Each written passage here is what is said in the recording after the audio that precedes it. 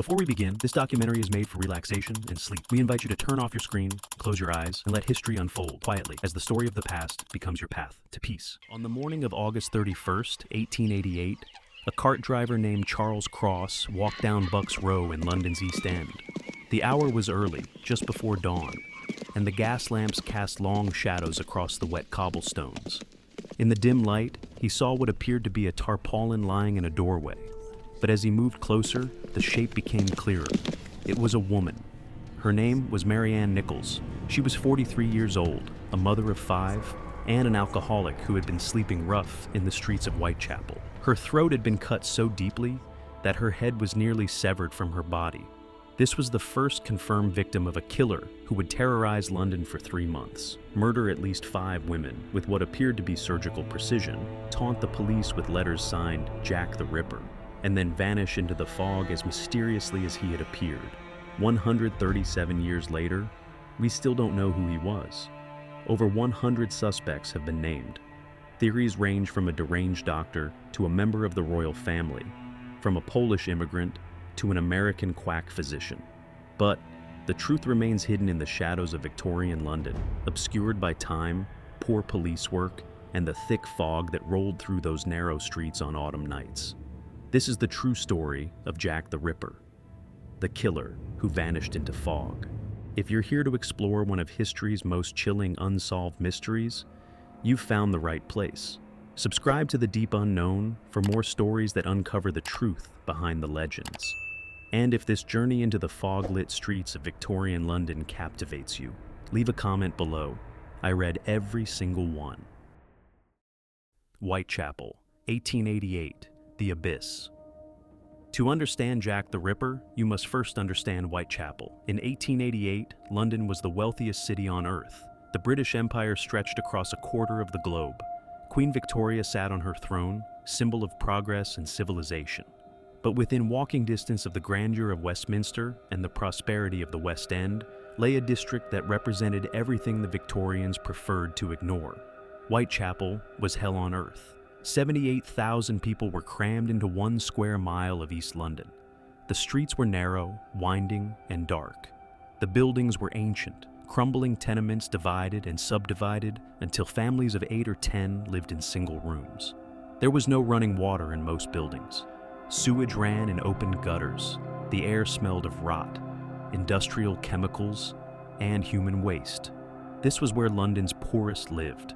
Irish immigrants fleeing famine, Jewish refugees escaping pogroms in Eastern Europe, English men and women who had fallen through the cracks of Victorian prosperity, the alcoholics, the disabled, the elderly, the mentally ill. In Whitechapel, there was no safety net. There was only survival. For those who couldn't afford even the cheapest room, there were common lodging houses. These establishments charged 4 pence per night for what they called a bed. In reality, it was often a rope stretched across a room, where dozens of men and women would lean forward in sleep, packed shoulder to shoulder. When morning came, the rope was cut, and anyone who couldn't pay for another night was thrown into the street. 4 pence. The price of 2 loaves of bread. The price of survival for 1 more night. For the women of Whitechapel, there was often only one way to earn those 4 pence. Prostitution was not technically legal, but it was everywhere.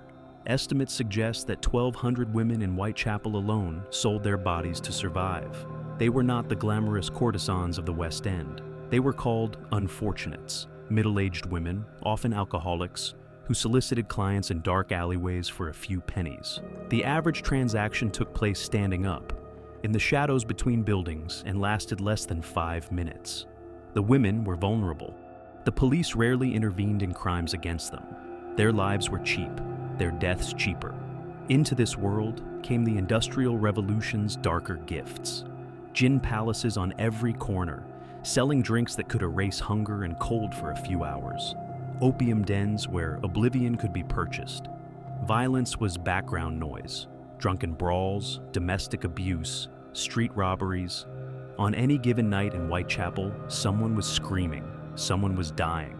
The Metropolitan Police were supposed to maintain order, but they were hopelessly outnumbered. Most officers walked their beats alone, armed only with a wooden truncheon and a whistle. There was no radio communication, no forensic science, no fingerprinting. If a constable needed help, he blew his whistle and hoped another officer would hear it through the fog and the noise. The streets themselves were a killer's dream. Gas lamps provided small pools of yellow light, but the spaces between them were pitch black. Fog rolled in from the Thames almost nightly, thick as wool, reducing visibility to a few feet.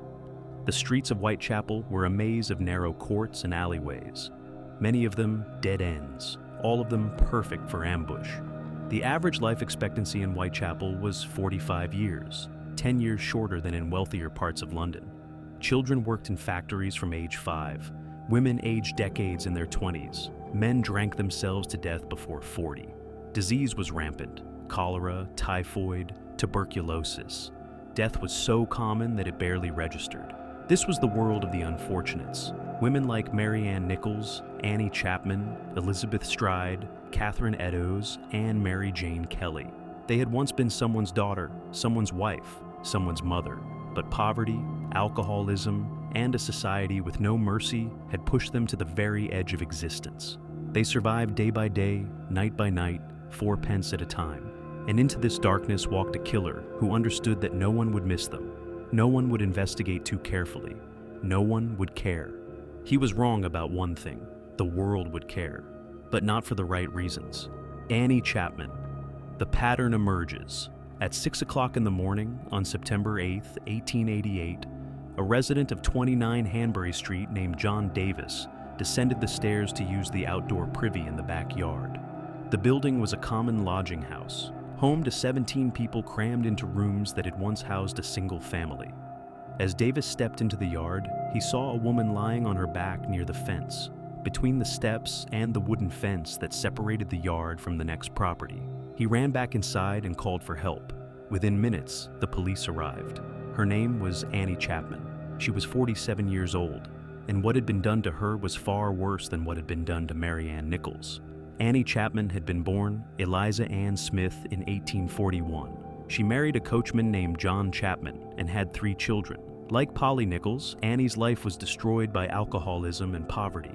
Her husband died in 1886, and the small allowance he had left her disappeared. She drifted into Whitechapel, selling flowers and matches on street corners, sleeping in lodging houses when she had money, sleeping rough when she didn't. She suffered from chronic tuberculosis and malnutrition. Witnesses described her as frail, often ill, with swollen hands and a persistent cough. She was dying slowly even before she encountered Jack the Ripper. On the night of September 7th, Annie had been staying at Crossingham's lodging house on Dorset Street. Like Polly Nichols, she returned late without the 4 pence needed for a bed. The deputy, Timothy Donovan, had seen her many times before. He liked her, but rules were rules. "You can't stay without money," he told her. Annie was unsteady on her feet, clearly unwell. She asked him to save her bed, promising she would return with the money within the hour. "It's too late to earn money now," Donovan said, concerned. Annie smiled. "Never mind, don't let the bed. I'll be back soon." She left the lodging house at 1:50 in the morning. She was seen several times over the next few hours, walking slowly through the streets, soliciting. At 5:30 in the morning, a witness named Elizabeth Long saw Annie talking to a man outside 29 Hanbury Street. The man was described as slightly taller than Annie, dark-haired, wearing a brown deerstalker hat and a dark overcoat. He appeared to be foreign, possibly Jewish. Elizabeth Long couldn't see his face clearly in the dim morning light, but she heard him say something to Annie in a low voice. Annie replied, "Yes." That was the last time anyone saw Annie Chapman alive. 15 minutes later, at approximately 5:45, a resident named Albert Kadosha heard a woman's voice through the fence of number 29. She said one word, "No," then silence. Kadosh thought nothing of it. Arguments and transactions were common in Whitechapel backyards. He went about his business and left for work. At 6 o'clock, John Davis discovered the body. Dr. George Bagster Phillips, the divisional police surgeon, arrived at 6:30. What he saw shocked him, and he was a man accustomed to Whitechapel's violence. Annie Chapman's throat had been cut in the same manner as Polly Nichols, 2 deep incisions, left to right, severing all major vessels and nearly decapitating her. But the abdominal mutilations were far more extensive. Her abdomen had been opened from sternum to pelvis with a long, clean incision. Her intestines had been removed and placed deliberately over her right shoulder. Her uterus, part of her bladder, and the upper portion of her vagina had been surgically removed from her body and taken away by the killer. Dr. Phillips examined the wounds carefully. He noted that the cuts were made with precision, following anatomical lines. The removal of the organs had been done with knowledge of where to cut, how deep to go. This was not random butchery. At the inquest, Dr. Phillips testified that the mutilations would have taken at least 15 minutes to perform, possibly longer. He estimated that the killer had some anatomical knowledge, possibly a doctor, a butcher, or someone with medical training. The precision of the cuts, the speed of the operation, the fact that it had been done in near darkness in an open backyard while people slept just feet away, all of it pointed to someone with skill, nerve, and a complete absence of fear. There were other strange details. Brass rings had been torn from Annie's fingers, though they had no value. Personal items from her pockets, 2 combs, a piece of muslin, a scrap of envelope, had been arranged neatly at her feet, almost ritually. Coins had been placed near the body in a specific pattern. The envelope scrap bore the seal of the Sussex Regiment and had been postmarked in London. The police believed it might have belonged to the killer, but investigations into soldiers stationed nearby led nowhere. The most disturbing detail came from witnesses who had seen the backyard in the hours before the murder. Several residents had passed through it as late as 5 in the morning. The yard had been empty. This meant that Annie and her killer had entered the yard sometime between 5 and 5:45, and he had completed his work in less than 15 minutes. In the darkness, in silence, with people sleeping in the rooms above. The police response was immediate and chaotic. Detectives flooded Whitechapel, questioning anyone who had been near Hanbury Street. Dozens of men were brought in for questioning. The press descended on the area, interviewing witnesses, printing speculative theories, and whipping the public into a panic. One detail seized the public imagination. A leather apron had been found near Annie's body. It was wet, as if recently washed.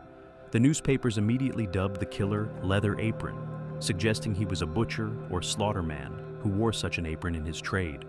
Within days, the police arrested a man named John Pizer, a Jewish bootmaker who had been seen wearing a leather apron. The arrest sparked anti-Semitic riots in Whitechapel. Jewish shops were vandalized. Jewish immigrants were attacked in the streets. The fear and anger that had been building in London's poorest district now had a target. But John Pizer had alibis for both murders. He was released after a week, his life ruined, but his innocence established. The leather apron was never connected to the crimes. It probably belonged to a resident of the building. The real killer remained free. The murders of Mary Ann Nichols and Annie Chapman established a pattern that would define the Jack the Ripper case. The victims were all middle-aged women working as prostitutes in Whitechapel. They were killed in the early morning hours between 1 and 6 o'clock, when the streets were darkest and quietest. Their throats were cut first, death coming quickly. Then came the mutilations performed after death, increasingly focused on the abdominal region and reproductive organs. The killer was comfortable with blood. He worked quickly and efficiently. He took organs as trophies, and he vanished without a trace every time, leaving no witnesses, no weapon, no evidence. Dr. Phillips and other medical experts began to build a profile. The killer was likely a man of average height and build, strong enough to overpower struggling women, but not so large as to be conspicuous. He had some anatomical knowledge, though the extent was debated. He carried a long, sharp knife, possibly 6 to 8 inches in length. He was comfortable in Whitechapel, familiar with the streets and alleyways, able to move through them in darkness and fog. Most importantly, he was local. He struck when the streets were empty, vanished into the darkness, and presumably returned to a home or lodging somewhere nearby. He wasn't a wandering stranger. He lived among his victims. The police increased patrols. Plainclothes detectives walked the streets, watching for suspicious behavior. Rewards were offered for information. The Whitechapel Vigilance Committee was formed. Local businessmen and residents who organized patrols and pressured the police for results. But Whitechapel was a district where strangers were common, where no one used real names, where suspicion of authority ran deep. People saw things, but they didn't trust the police enough to report them, and the killer was careful. He struck only when conditions were perfect: darkness, fog, empty streets. 3 weeks passed without another murder. The police began to hope that the killer had moved on, been arrested for some other crime, or died. The newspapers ran endless speculation pieces, but without new murders, public interest began to fade. Then, on September 27th, a letter arrived at the Central News Agency in London. It was written in red ink, addressed to Dear Boss, and signed with a name that would become infamous. The boy's killer had given himself a name, Jack the Ripper. Dear Boss, the letters. The letter arrived at the Central News Agency on September 27, 1888. It was written in red ink on cheap paper, the handwriting educated but slightly theatrical, as if the writer were enjoying the performance. Dear Boss, it began, I keep on hearing the police have caught me, but they won't fix me just yet. I have laughed when they look so clever and talk about being on the right track. That joke about leather apron gave me real fits. The tone was mocking, playful, contemptuous of the police. The writer claimed responsibility for the Whitechapel murders and promised more to come. I am down on whores and I shan't quit ripping them till I do get buckled. Grand work the last job was. I gave the lady no time to squeal. How can they catch me now? I love my work and want to start again. Then came a chilling promise. You will soon hear of me with my funny little games. I saved some of the proper red stuff in a ginger beer bottle over the last job to write with, but it went thick like glue and I can't use it. Red ink is fit enough, I hope, haha. The letter ended with a threat and a signature. The next job I do, I shall clip the lady's ears off and send to the police officers just for jolly, wouldn't you? Keep this letter back till I do a bit more work, then give it out straight. My knife's so nice and sharp I want to get to work right away if I get a chance. Good luck. Yours truly, Jack the Ripper. Below the signature was a postscript. Don't mind me giving the trade name. The Central News Agency was accustomed to hoax letters. Every major crime attracted attention seekers and fantasists. The agency's editor, John Moore, read the letter and filed it away, unconvinced of its authenticity. 3 days later, on September the 30th, 2 more women were murdered in Whitechapel in a single night. The following morning, October 1st, a postcard arrived at the Central News Agency. It was also written in red ink, in the same handwriting as the letter. I wasn't codding dear old boss when I gave you the tip, it read. You'll hear about Saucy Jackie's work tomorrow. Double event this time. Number 1 squealed a bit, couldn't finish straight off. Not the time to get ears for police. Thanks for keeping last letter back till I got to work again. Jack the Ripper. Now the police took notice. The double event reference matched the previous night's murders exactly. The postcard had been postmarked October 1st, before news of the murders had appeared in most newspapers. The writer had known about the killings almost immediately. The police published facsimiles of both the letter and postcard in newspapers across London, hoping someone would recognize the handwriting. The response was overwhelming. Hundreds of letters poured in, most claiming to be from the killer, all obvious hoaxes. But the original Dear Boss letter and the Saucy Jackie postcard remained the most compelling. The question that has never been definitively answered: were they genuine communications from Jack the Ripper, or an elaborate hoax by someone with inside knowledge? The arguments for authenticity are compelling. The timing of the postcard, arriving before full news of the double murders had spread, suggests the writer had immediate knowledge. The reference to number 1 squealed, a bit couldn't finish straight off, matched the circumstances of the first murder that night.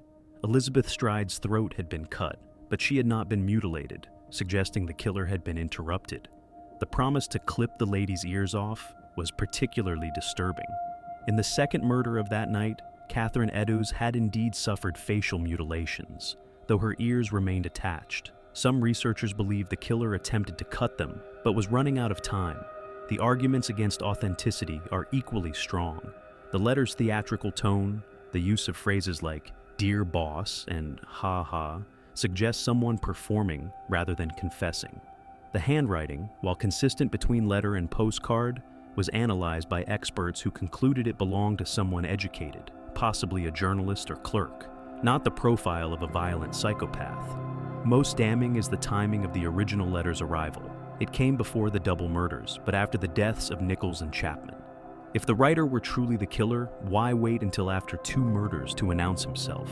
Some researchers believe the letter was written by a journalist, hoping to generate a sensational story, and the double murders occurring 3 days later were pure coincidence. The Metropolitan Police were divided. Some senior officers, including Chief Inspector Frederick Aberline, believed the letters were hoaxes. Others thought they might be genuine. The decision was made to publicize them anyway, reasoning that even if they were fake, they might prompt witnesses to come forward. The impact of the letters was profound. Before their publication, the Whitechapel murders were being referred to by various names: the Leather Apron Murders, the Whitechapel Fiend, the Phantom Killer. After the Dear Boss letter, the killer had a name that would endure for over a century: Jack the Ripper. The name was perfect for its time. Jack was a common English name, suggesting the killer could be anyone: your neighbor, your colleague, the man walking past you on the street. Ripper evoked the brutal nature of the crimes, the tearing and cutting of flesh. Together, the name was memorable, sinister, and somehow fitting for a killer who struck from the shadows and vanished into fog. The letters also changed the dynamic of the case. Now the killer, or someone pretending to be him, was directly communicating with the press and police. He was taunting them, claiming credit, promising more violence. The murders became a game, a performance, with London as the audience. Over the following weeks and months, hundreds more letters arrived, all claiming to be from Jack the Ripper. The vast majority were obvious fakes, written by attention seekers, disturbed individuals, and people who simply wanted to be part of the sensation. Some were cruel hoaxes designed to torment the families of victims. Others were attempts by journalists to keep the story alive. But 3 letters are still considered potentially genuine by researchers. The first is the Dear Boss letter itself, despite doubts about its authenticity. The second is the Saucy Jackie postcard, with its reference to the double event. The third is the most disturbing of all. It arrived on October 16, 1888, addressed to George Lusk, chairman of the Whitechapel Vigilance Committee. The envelope contained a letter and a small cardboard box. Inside the box was half of a human kidney, preserved in wine. The letter was brief, written in a crude hand, very different from the Dear Boss letters. From hell. Mr. Lusk, sore I send you half the kidney I took from one woman and preserved it for you. T'other piece I fried and ate, it was very knees. I may send you the bloody knife that took it out if you only wait a while longer. Signed, Catch Me When You Can, Mr. Lusk. George Lusk was horrified. He took the kidney to Dr. Thomas Openshaw at the London hospital for analysis. Dr. Openshaw examined it and concluded that it was a human kidney from the left side, belonging to a woman approximately 45 years old. It showed signs of Bright's disease, a kidney condition. Catherine Eddowes, the second victim of the double event on September 30th, had her left kidney removed during her murder.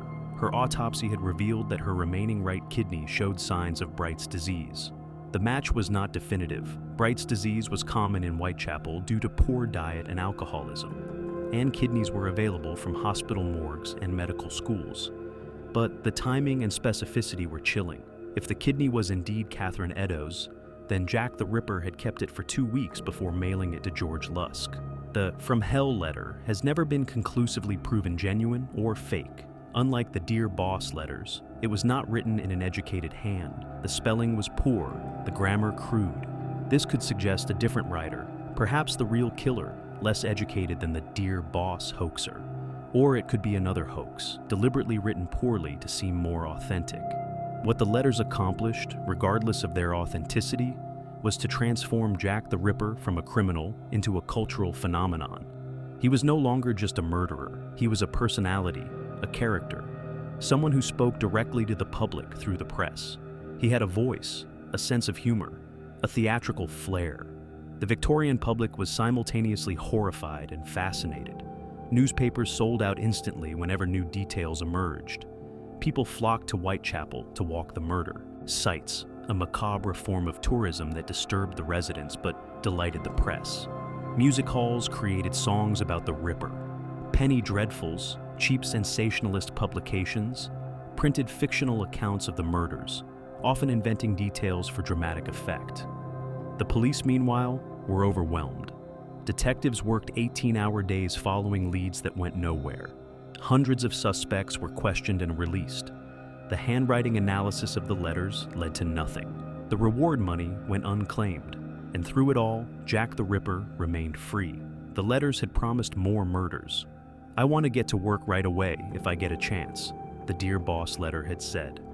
On the night of September 30th, 1888, he got his chance. Twice. The double event. The night of September 30th, 1888, was cold and damp. Fog rolled in from the Thames as darkness fell, reducing visibility to a few feet. The streets of Whitechapel emptied as the respectable poor retreated to their lodgings, leaving the darkness to those who had nowhere else to go. Two women were working the streets that night. Their paths would never cross, but they would be forever linked by what happened to them in the early hours of October 1st. The first victim was Elizabeth Stride. She was 44 years old, born Elizabeth Gustafsdotter in Sweden in 1843. She had emigrated to England in her 20s, married a man named John Stride, and lived a relatively stable life until her husband's death in the 1870s. After that, she drifted into poverty and occasional prostitution, though she also worked as a seamstress and charwoman when she could find employment. Elizabeth was known in Whitechapel as Long Liz. She was described as quiet, not a heavy drinker compared to others in her situation, and generally well-liked. She had been living with a man named Michael Kidney in a common-law marriage, but they had quarreled recently, and she had moved out. On the night of September 29th, Elizabeth spent the evening at a lodging house on Flower and Dean Street. She left around 11 o'clock, telling the deputy she would return later. She was seen several times over the next few hours, soliciting near Berner Street. At 12:35 in the morning on October 1st, a laborer named William Marshall saw Elizabeth talking to a middle-aged man on Berner Street. The man was described as wearing a small black cutaway coat and dark trousers, and appeared to be kissing her. Marshall heard the man say, "You would say anything but your prayers." At 12:45, another witness saw Elizabeth in the same area, now with a different man, or perhaps the same man seen from a different angle. This man was described as about 5 foot 7 inches tall, with a dark mustache and beard, wearing a long black coat. At 1 o'clock in the morning, Elizabeth Stride was seen by two more witnesses standing in the entrance to Dutfield's Yard, a narrow court off Berner Street. She was with a man described as around 30 years old, about 5 foot 5 inches tall, with broad shoulders and a dark mustache. He wore a long, dark overcoat and a black felt hat. The witnesses watched them for a moment. The man appeared to be talking to Elizabeth in a low voice. She seemed comfortable, not frightened. The witnesses walked on. 15 minutes later, at 1:15 in the morning, Elizabeth Stride was dead. Louis Diemschutz, a jewelry salesman, was driving his pony and cart into Dutfield's Yard to stable his horse for the night. The International Working Men's Educational Club was located in the yard, and a meeting had just ended. About 30 people were still inside the building, talking and singing. As Diemschutz's pony entered the yard, it shied to the left, refusing to proceed. Diemschutz thought there might be an obstacle in the darkness. He struck a match and looked down. Elizabeth Stride was lying on her right side, legs drawn up slightly, one arm across her chest. Her throat had been cut from left to right, a single deep incision that had severed her windpipe and carotid artery. Blood was still flowing from the wound, pooling on the cobblestones. She had been killed within minutes, possibly seconds, of Diemschutz's arrival. There were no abdominal mutilations, no organs removed, no ritual arrangement of possessions, just the throat wound, done quickly, the killer fleeing before he could complete his work. The theory that has endured for over a century is that Louis Diemschutz interrupted the killer. The sound of the pony and cart entering the narrow yard, the voices from the club building, the risk of discovery, all of it caused Jack the Ripper to abandon his work and vanish into the darkness. But he was not finished for the night. 45 minutes later, 3/4 of a mile away, Catherine Eddowes was walking toward Mitre Square. Catherine was 46 years old, born in Wolverhampton in 1842. She had lived with a man named John Kelly for 7 years in a common-law marriage. Like many in Whitechapel, she struggled with alcoholism, though Kelly later described her as kind and affectionate when sober. On the afternoon of September 29th, Catherine had been arrested for drunk and disorderly conduct on Aldgate High Street. She was taken to Bishopsgate Police Station and placed in a cell to sleep it off. At 1 o'clock in the morning on October 1st, the same time Elizabeth Stride was being murdered, Catherine Eddowes woke up in her cell and asked to be released. The duty sergeant, noting that she was now sober, agreed. Catherine gave a false name, as was common, and walked out of the police station. Her last words to the officers were cheerful. "Good night, old cock." 45 minutes later, she was dead. Catherine walked from Bishopsgate toward Aldgate, likely intending to return to her lodging on Flower and Dean Street. But she needed money for a bed. At some point, she encountered a man, and they walked together toward Mitre Square, a small, dark plaza surrounded by warehouses. At 1:30 in the morning, Police Constable Edward Watkins walked through Mitre Square on his beat. The square was empty. He continued on his route, which took approximately 15 minutes to complete. At 1:44, Watkins returned to Mitre Square. Catherine Eddowes was lying in the far corner, her body positioned on its back. What had been done to her in those 14 minutes was the most extensive mutilation Jack the Ripper had yet performed. Her throat had been cut with the now familiar deep incisions, nearly severing her head. But the abdominal wounds were far more severe than those inflicted on Annie Chapman. Her abdomen had been opened from sternum to pelvis. Her intestines had been pulled out and draped over her right shoulder. Her left kidney and most of her uterus had been surgically removed and taken away. But there was more. For the first time, Jack the Ripper had mutilated his victim's face. Catherine's face had been slashed repeatedly. Her nose had been partially severed. Her eyelids had been cut through. V-shaped cuts had been carved into both cheeks. Her right ear had been partially detached. The facial mutilations appeared almost ritualistic, as if the killer were trying to destroy her identity or leave a signature. Dr. Frederick Gordon Brown, the City of London police surgeon, performed the autopsy. His report was detailed and disturbing. He noted that the abdominal mutilations had been performed with considerable skill, following anatomical lines, avoiding unnecessary damage to surrounding tissues.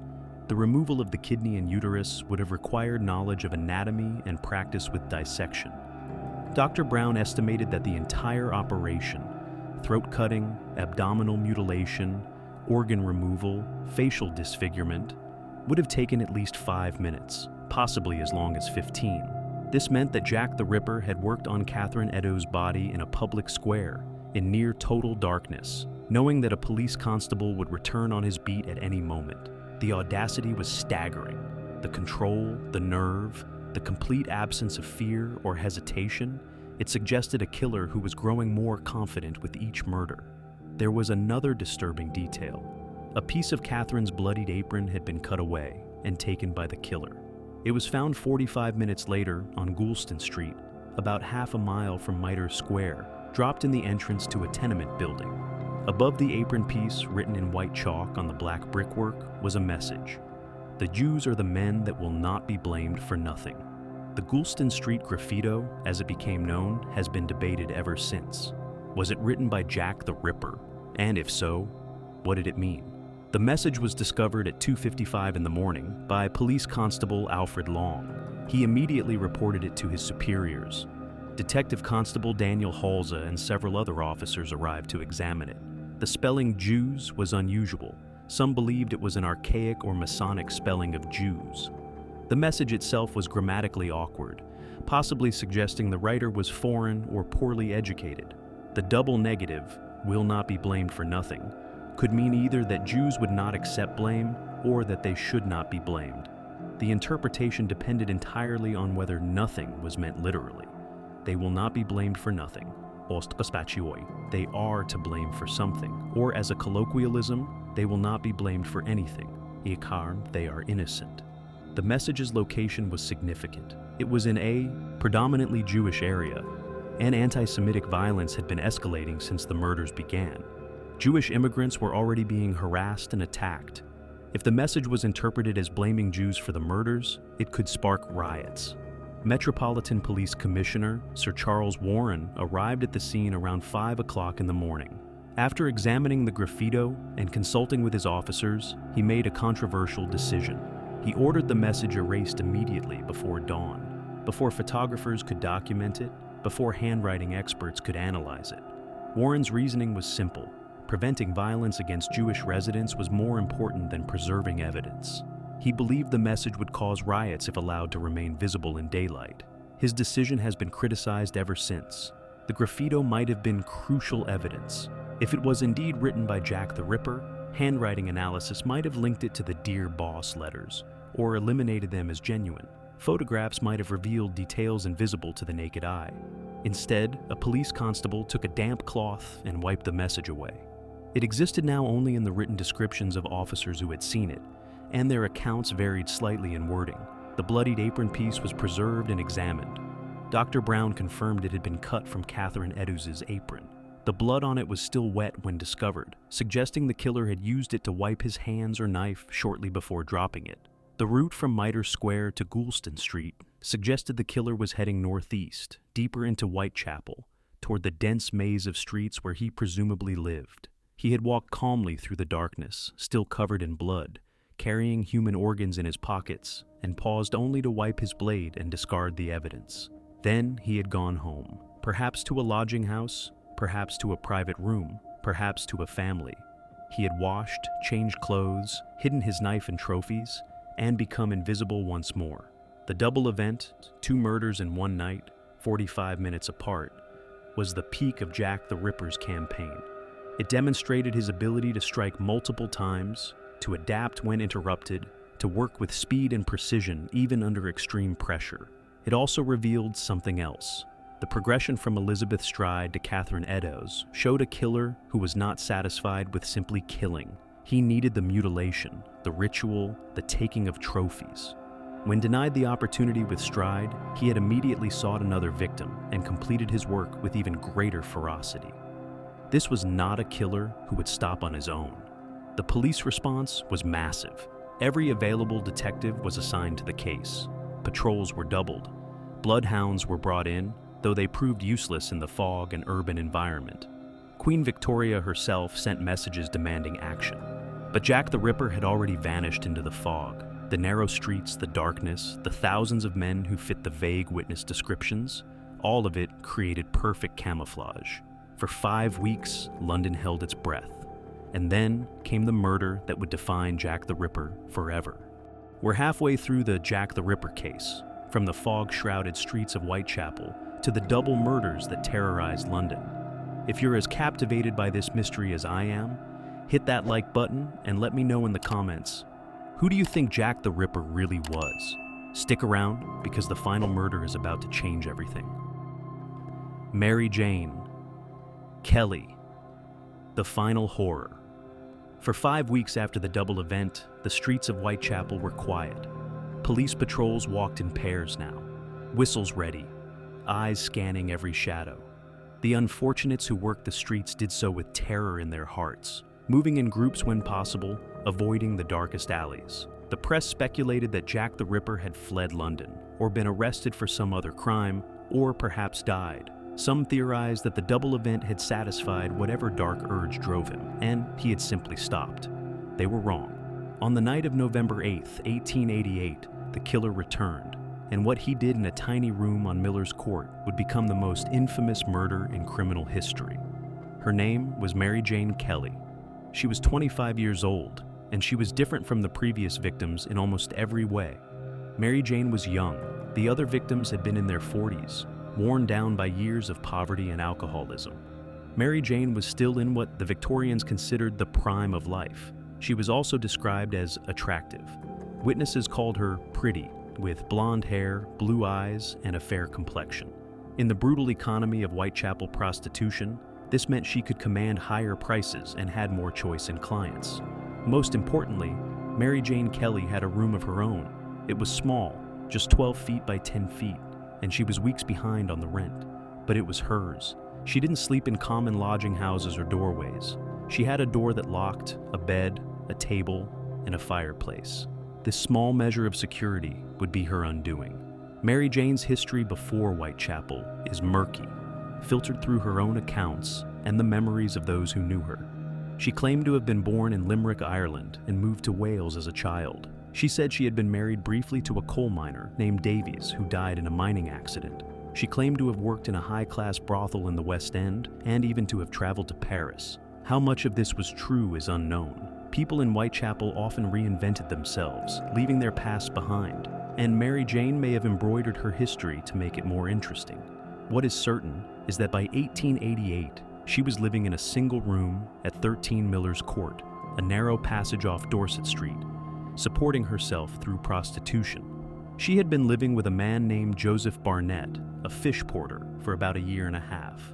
Barnett later testified that he genuinely cared for Mary Jane and had tried to convince her to stop working the streets. He had supported her financially when he had work, and they had lived together in relative stability. But on October 30th, 1888, just 10 days before her death, they had quarreled. Mary Jane had been allowing other prostitutes to sleep in her room, and Barnett objected. The fight escalated, and he moved out. Mary Jane was now alone, behind on her rent, and forced to return to full-time prostitution to survive. On the evening of November 8th, Mary Jane Kelly was seen in several public houses around Whitechapel. Witnesses described her as drunk but cheerful, singing songs, laughing with acquaintances. She was wearing a dark dress and a red shawl. The shawl would be remembered because red was an unusual color for Whitechapel women to wear, too bright, too noticeable. At approximately 11:30 in the evening, Mary Jane was seen entering Miller's Court with a man. The court was a narrow, dark passage that led to 6 small rooms. Mary Jane's room, number 13, was at the end of the passage. The entrance to her room faced the court, with a single window to the right of the door. The window had been broken weeks earlier, and Mary Jane had stuffed rags and an old coat into the gap to keep out the cold. But the window could still be reached through the broken pane, and the door could be unlocked from outside by reaching through and turning the handle. Mary Jane had complained about the broken window, but the landlord had not repaired it. In the economy of Whitechapel, a broken window in a room whose occupant was behind on rent was not a priority. The last confirmed sighting of Mary Jane Kelly alive came from a witness named Mary Ann Cox, who lived in another room in Miller's Court. At approximately 11:45 on the night of November 8th, Cox saw Mary Jane entering her room with a man. Cox described him as short, stout, with a blotchy face and a thick carroty mustache. He was shabbily dressed and wore a long dark coat and a hard billycock hat. He was carrying a pot of beer. Mary Ann Cox heard Mary Jane singing inside her room. The song was "A Violet from Mother's Grave," a sentimental ballad popular at the time. Mary Jane's voice drifted through the thin walls, loud and slightly slurred. She was very drunk. Cox went out again around midnight, returning at 1 o'clock in the morning. The singing had stopped. The court was silent. At approximately 1:30 in the morning, a resident of a room above Miller's Court thought she heard a cry. A single word, "murder," called out once, then silence. This was not unusual in Whitechapel. Drunken arguments, domestic violence, street fights, all of them produced similar cries in the night. The witness thought nothing of it and went back to sleep. Another witness, Sarah Lewis, was visiting a friend in Miller's Court that night. She arrived around 2:30 in the morning and saw a man standing alone in the entrance to the court, as if watching or waiting. She described him as short, wearing a dark coat and a black hat. He did not approach her or speak. She passed him and went to her friend's room. At 4 o'clock in the morning, 2 witnesses heard footsteps leaving Miller's Court. One thought she heard the door to room 13 close softly. Then silence descended over Miller's Court until morning. At 10:45 in the morning on November 9th, Thomas Bowyer, assistant to Mary Jane's landlord, knocked on the door of room 13. Mary Jane was 29 shillings behind in her rent, and Bowyer had been sent to collect what he could. There was no answer to his knocking. Bowyer walked to the window and pulled aside the coat stuffed into the broken pane. He looked inside. What he saw made him stagger backward. He ran from Miller's Court, found a police constable, and gasped out that something terrible had happened. The constable followed him back and looked through the window himself. Then he blew his whistle for help. Within an hour, Miller's Court was filled with police officers, detectives, and police surgeons. But no one entered room 13 immediately. The door was locked from inside, and the senior officers made a decision to wait for bloodhounds that were supposedly being brought from the country. For 3 hours, the police waited outside the locked door while Mary Jane Kelly's body lay inside. It was a decision that would be heavily criticized, but the police were desperate for any advantage. They hoped the bloodhounds would pick up a scent trail leading from the room. The bloodhounds never arrived. At 1:30 in the afternoon, the police finally forced entry by reaching through the broken window and turning the door handle from inside. What they found in room 13 haunted everyone who saw it for the rest of their lives. The crime scene photographs, the only photographs taken of any Jack the Ripper crime scene, still exist today. They are among the most disturbing images in the history of criminology. Out of respect for Mary Jane Kelly, they will not be described in graphic detail here, but the facts of what was done to her must be recorded, because they are essential to understanding who Jack the Ripper was and what drove him. Mary Jane Kelly was lying on the bed, on her back. She was naked except for a thin chemise pushed up around her neck. The bed was soaked in blood. The walls were spattered with blood. The floor was covered in blood. Her face had been destroyed. The flesh had been cut away from her skull, removed entirely in several places, revealing bone. Her nose had been severed. Her ears had been partially cut away. Her lips and cheeks had been slashed. As she was unrecognizable as a human being, her throat had been cut down to the spine, as with the previous victims. But the abdominal mutilations were far more extensive than anything seen before. Her abdomen had been opened from sternum to pelvis. Her internal organs had been removed and arranged around the body. Her heart was missing, never found. Her liver lay between her feet. Her intestines had been draped over the bedside table. Other organs had been placed on the table itself. The mutilations had been performed over a period of several hours. Unlike the previous murders, done in near darkness with the constant threat of discovery, Jack the Ripper had been alone with Mary Jane Kelly's body, in a locked room with a fire burning in the hearth. He had taken his time. Dr. Thomas Bond, the police surgeon who examined the body, estimated that the killer had spent at least 2 hours, possibly 3 or more, working on her. He had mutilated every part of her body accessible to his blade. The attack was frenzied in some areas, methodical in others. Some cuts were clean and precise, following anatomical lines. Others were wild slashing wounds, as if the killer had lost control. The fireplace held a clue that disturbed the investigators. The fire had burned so hot that it had melted the spout of a kettle sitting nearby. When the ashes were examined, they contained burned remnants of clothing, a woman's dress and a bonnet. The clothing had been deliberately burned, fed into the fire piece by piece to keep it burning brightly. The theory that emerged was chilling. Jack the Ripper had needed light to see what he was doing. The single candle in the room would not have been sufficient for the detailed work he wanted to perform. So he had burned Mary Jane's clothing to provide light, sacrificing her possessions to illuminate his work. The psychological implications were staggering. This was not a killer overcome by sudden rage or bloodlust. This was someone who planned, who problem-solved, who worked methodically toward a goal. He had wanted to see what he was doing. He had wanted to take his time. And nothing, not conscience, not fear, not basic human empathy, had stopped him. Dr. Bond's report at the inquest was carefully worded, but his conclusion was clear. The killer had performed these mutilations for his own gratification. This was not anatomical study. This was not organ harvesting for medical sale. This was murder for the sake of the act itself. Dr. Bond also noted something that contradicted earlier medical opinions. Despite the extensive mutilations, he did not believe the killer possessed significant anatomical knowledge. The organs had been removed, but not with surgical precision. Many of the cuts were clumsy, damaging surrounding tissue unnecessarily. A trained surgeon or butcher would have worked more cleanly.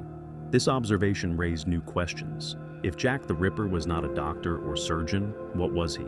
And if he lacked formal training, where had he learned enough anatomy to remove organs at all?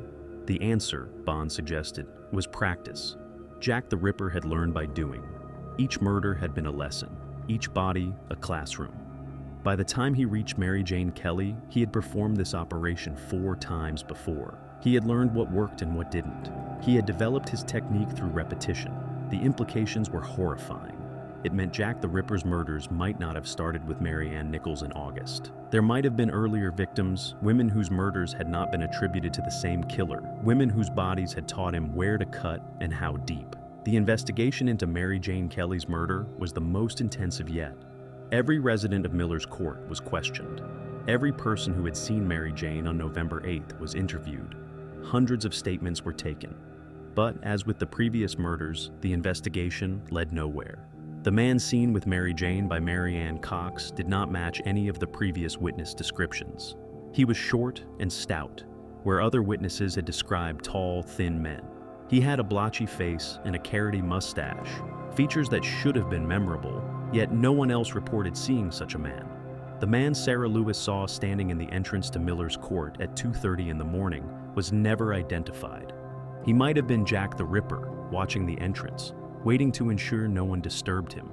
Or he might have been a resident, or a client of another prostitute, or someone who happened to be there.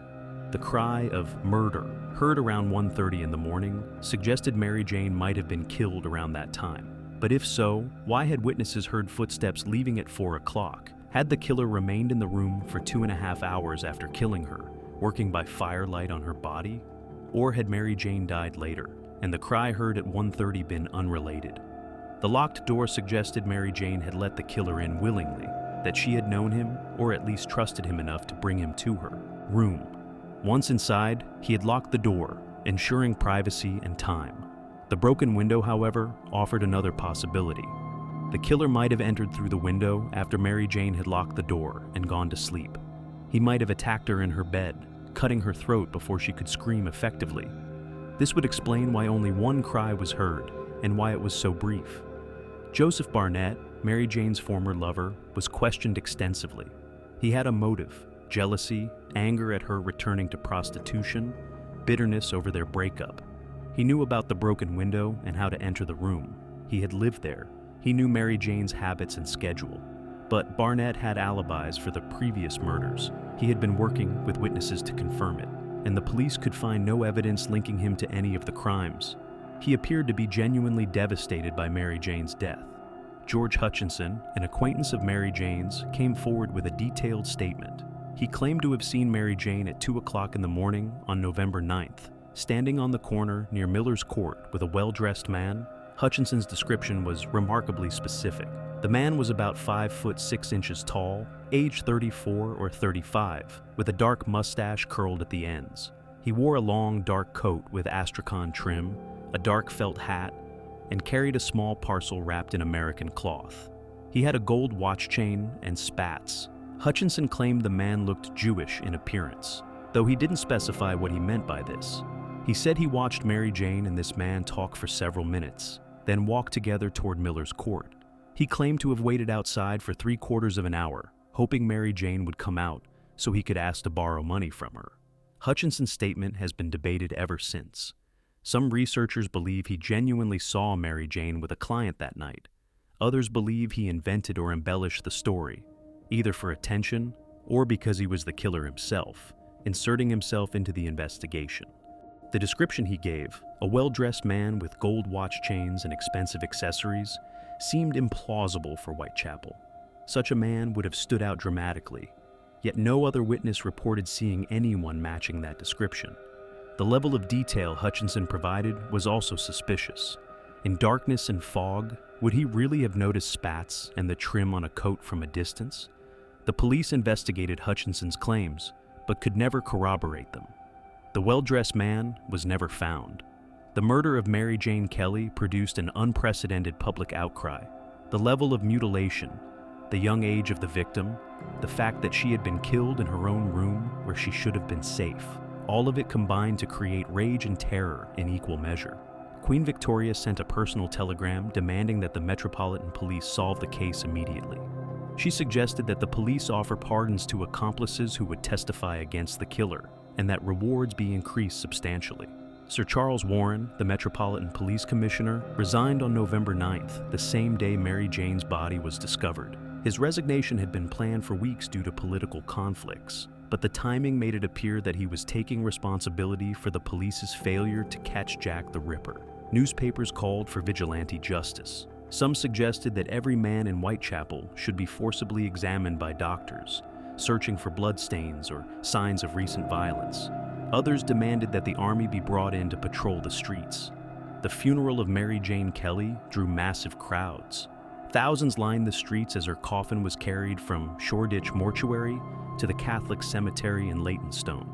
She was buried in a grave paid for by the owner of her lodging house, a rare gesture of decency in a harsh world. And then, after Mary Jane Kelly, the murders stopped. No more bodies were found with the characteristic throat-cutting and abdominal mutilations. No more letters arrived signed Jack the Ripper. No more taunts to the police. No more terror in the fog. Jack the Ripper vanished as completely as if he had never existed. The question that has haunted researchers for over a century is simple. Why did he stop? There are only a few possibilities. He died, perhaps by suicide, perhaps from illness or accident. He was imprisoned for another crime, one serious enough to keep him locked up indefinitely. He emigrated, leaving London and England behind. Or he simply stopped killing, his urge satisfied or controlled, fading back into ordinary life. Each theory has supporting arguments, and none can be proven. What is certain is that the murder of Mary Jane Kelly was the culmination of Jack the Ripper's campaign. It was the most violent, the most prolonged, the most intimate. He had been building toward this moment through 4 previous murders, each one teaching him, preparing him. And when it was done, when he had spent hours in that tiny room doing everything his dark urges demanded, there was nothing left to escalate to. He had reached the limit of what was physically possible to do to a human body. Perhaps that's why he stopped. Perhaps Mary Jane Kelly's murder satisfied something in him that the others had not. Or perhaps, in that room, surrounded by the evidence of what he had become, he finally saw himself clearly and was horrified enough to stop. We will never know, but the face that was destroyed in room 13 on Miller's Court became the face that defined Jack the Ripper forever. Every depiction, every film, every book about the Ripper murders returns eventually to that locked room, that burning fireplace, that blood-soaked bed. Mary Jane Kelly was 25 years old. She sang songs in public houses. She laughed with friends. She tried to survive in a world that offered her nothing but hardship. And she died alone, in darkness, at the hands of a killer whose name we still don't know. The Suspects. A gallery of shadows. In the 137 years since Jack the Ripper vanished, over 100 suspects have been named. Some were investigated by the police at the time. Others emerged decades later as new evidence surfaced or new theories developed. A few gained such notoriety that they became synonymous with the case itself. None have been proven guilty beyond doubt. None have been definitively eliminated. The truth is that Jack the Ripper could have been almost anyone, which is precisely why the case has never been solved. What follows are the most compelling suspects, the men who rose to the top of investigators' lists either in 1888 or in the years since. Each had means, opportunity, and in some cases, motive. Each has passionate advocates who believe the case is solved, and each has equally passionate critics who point out fatal flaws in the theory. This is the gallery of shadows, the men who might have been Jack the Ripper. Montague John Druitt was 21 years old in 1888, a barrister and part-time schoolteacher living in London. He came from a respectable family, was well educated, and by all accounts lived a quiet, unremarkable life. On December 31st, 1888, his body was pulled from the Thames. He had drowned himself, stones in his pockets, about a month after Mary Jane Kelly's murder. A suicide note indicated he feared he was going to be like Mother. His mother had been institutionalized for mental illness. Druitt became a suspect for several reasons. The timing of his suicide, occurring about a month after the final murder, suggested guilt and self-punishment. His family's history of mental illness indicated he might have been capable of violence.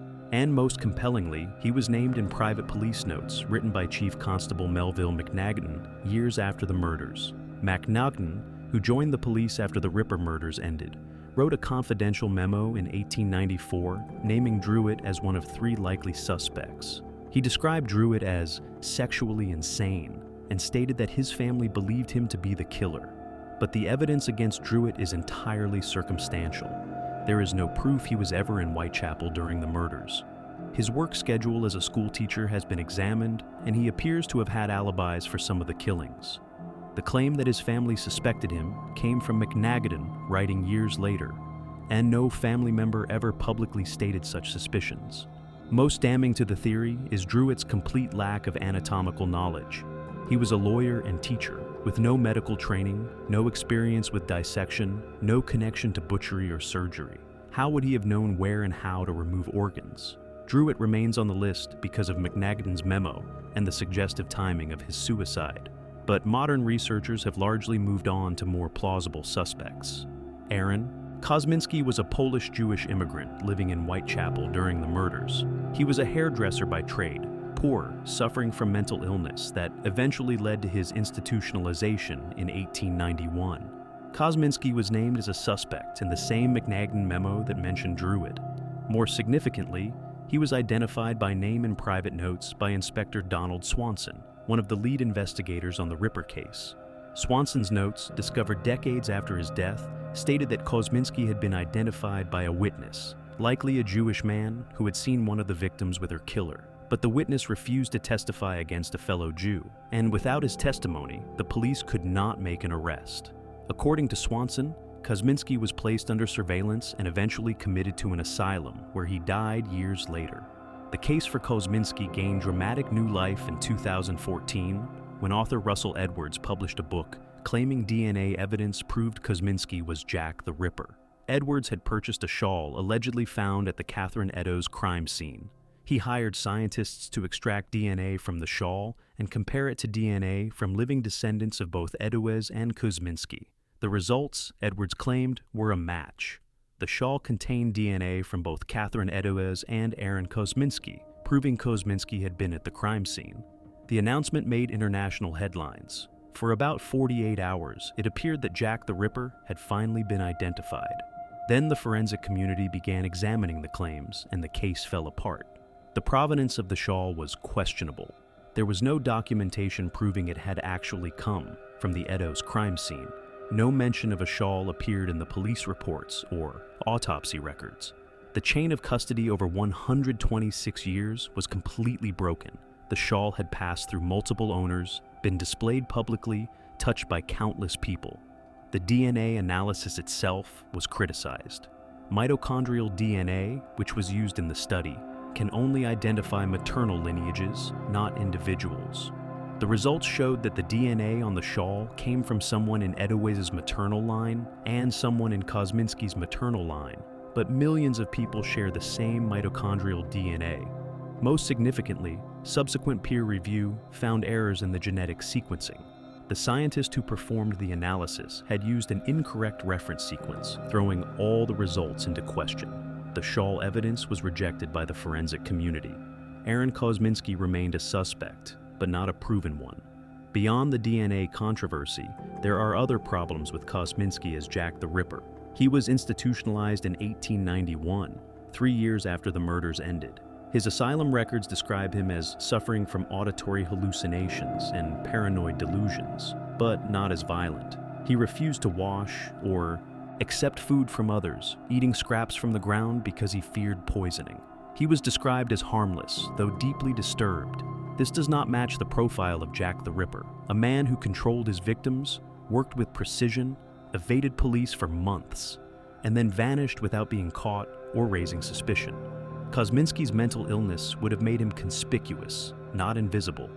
The strongest evidence for Kosminski remains Inspector Swanson's notes suggesting he was identified by a witness. But without knowing who that witness was, what they actually saw, or why they refused to testify, it's impossible to evaluate the claim's validity. Prince Albert Victor, grandson of Queen Victoria and second in line to the British throne, is perhaps the most famous Jack the Ripper suspect, and also the most thoroughly debunked. The theory emerged in the 1970s, popularized by books and television documentaries. It claimed that Prince Albert Victor, known as Eddie, had secretly married a Catholic woman or had an illegitimate child with a Whitechapel prostitute. To prevent scandal, the royal family orchestrated the murders, either carried out by the prince himself or by others acting on his behalf. The theory was sensational, combining class warfare, royal conspiracy, Masonic involvement, and government cover-up. It suggested that Mary Jane Kelly and the other victims were killed because they knew the royal secret and had to be silenced. The problem is that none of it is true.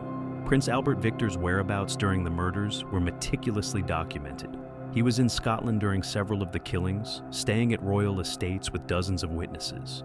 Court records, letters, and contemporary newspaper accounts all place him hundreds of miles from London when the murders occurred. There is no evidence he ever visited Whitechapel, ever associated with prostitutes, or had any secret marriage or illegitimate child. The entire theory was based on speculation, misinterpretation of documents, and in some cases, outright fabrication. Modern researchers have completely rejected the Prince Albert Victor theory, but it persists in popular culture because it's a compelling narrative, powerful forces covering up royal crimes, the establishment protecting its own while working-class women die. The theory says more about our distrust of authority and desire for conspiracy than it does about the actual identity of Jack the Ripper. Dr. Francis Tumblety was an Irish-American quack doctor living in London during the autumn of 1888. He was in his 50s, flamboyant, claiming medical expertise he did not possess, selling patent medicines, and performing dubious procedures. Tumblety had a long criminal history in America, including arrests for illegal medical practice and procurement. He was also known as a violent misogynist who boasted of his hatred for women. Most significantly, Tumblety possessed a collection of preserved human uteruses in glass jars, which he kept in his lodgings and showed to visitors. He claimed they were medical curiosities, purchased for study. On November 7, 1888, 2 days before Mary Jane Kelly's murder, Tumblety was arrested in London on charges of gross indecency, a Victorian term for homosexual acts. He was released on bail, but before his trial could take place, he fled to France and then to America. Scotland Yard sent detectives after him, suggesting they considered him a serious suspect. American police were alerted and placed him under surveillance when he arrived in New York. But no evidence linking him to the murders was ever found, and the surveillance was eventually dropped. Tumblety's case is strengthened by several factors. He was in London during all the murders. He had medical knowledge, albeit limited. He collected uteruses, the same organs Jack the Ripper removed. He was a known woman hater. And he fled the country immediately after the final murder. But there are also significant problems. Tumblety was over 6 feet tall and strikingly dressed, always wearing military-style uniforms and expensive accessories. He would have been extraordinarily conspicuous in Whitechapel, yet witness descriptions consistently describe Jack the Ripper as average height, shabby dress, unremarkable, the kind of man who blended into the crowd. Tumblety's homosexuality also raises questions.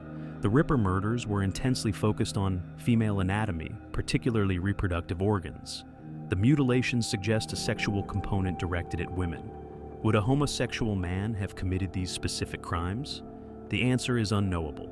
Sexual psychology is complex, and motivations can be contradictory, but the profile doesn't fit neatly. Tumblety remains a plausible suspect, one of the few who were actually investigated by Scotland Yard at the time. But plausible is not the same as proven. Joseph Barnett, Mary Jane Kelly's former lover, has gained attention in recent decades as a suspect. The theory is simple and disturbing.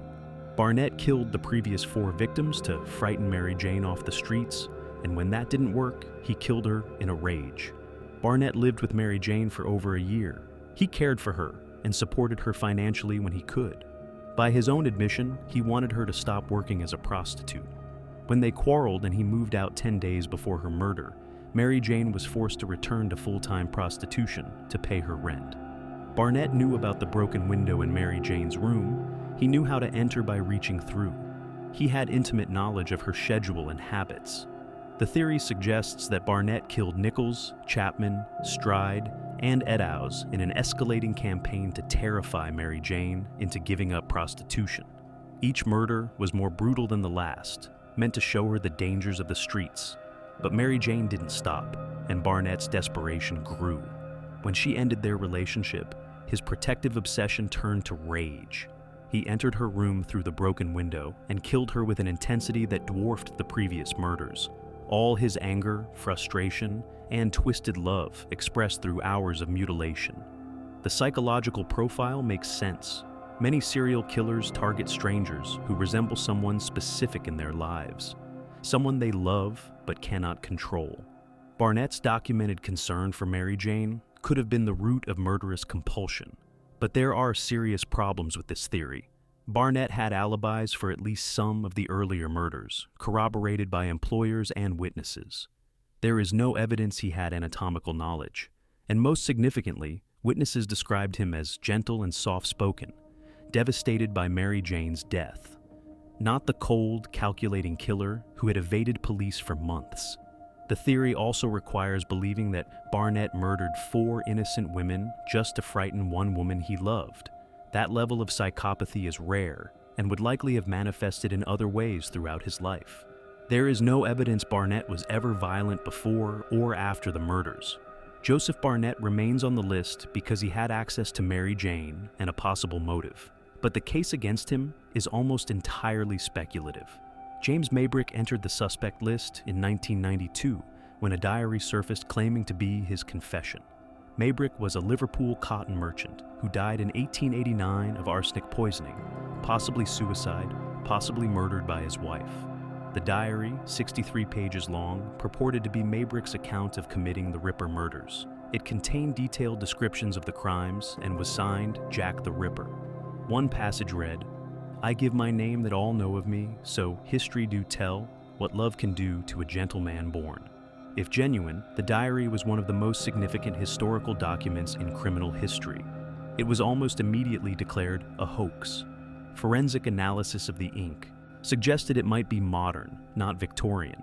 The handwriting did not match known samples of Maybrick's writing. The paper, while old, could not be definitively dated to the 1880s. Most damning, the provenance of the diary was suspicious. It appeared suddenly, with no clear chain of ownership, allegedly found during house renovations. Linguistic analysis showed the writing style was inconsistent with Victorian English. Some phrases seemed modern.